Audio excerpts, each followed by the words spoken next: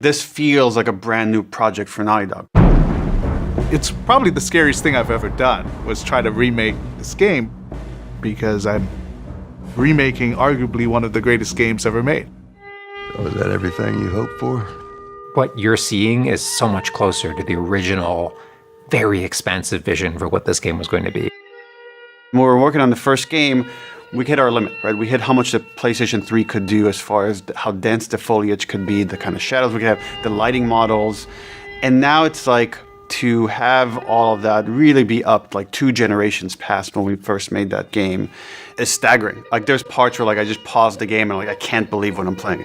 The facial animation is just way more believable. Like all the nuances, all the little subtle reactions, glances, glares, right? Like you get all of it in a way that you never got before. I was just playing the outskirts. So it's the part where you leave the quarantine zone, the safety of the military, and you go outside for the first time, and seeing Ellie's animation, how she's reacting to it, the rain, the 3D audio that the PS5 allows us, it really creates a much more immersive, and because of that, much more emotional experience. One of the things I absolutely love with the 3D audio in The Last of Us Part 1 is being able to hear an enemy before they sneak up on you. Having that reaction of like hearing, turning, seeing, reacting, it just really heightens that sense of just being grounded. You are in this character, you are in this world. I get it.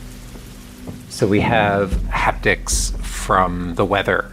So if you're walking in the rain, you're getting those pitter-patter of raindrops and thunder or snow. So it's what you're feeling on the stick as you're playing the game. Watch out!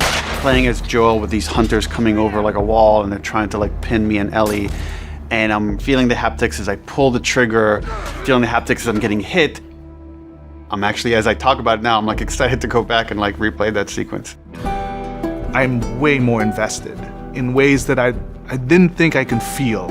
Sometimes I lose myself, and I played it before hundreds of times, but it's like it's a reliving of that experience, which is incredible. Who's there? So we're adding a bunch of features, and then we hope when the player plays it, they don't think about any of them, that you're just in this visceral, intense experience. And those are the moments in all art forms you live for, that connection with a character that's real and deep. I'm in there with them, and I'm captivated by it.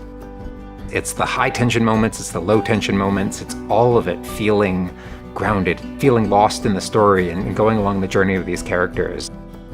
And I'm envious of people that get to play it for the first time because they get to experience like the ultimate version of this story in this game and Joel and Ellie's journey.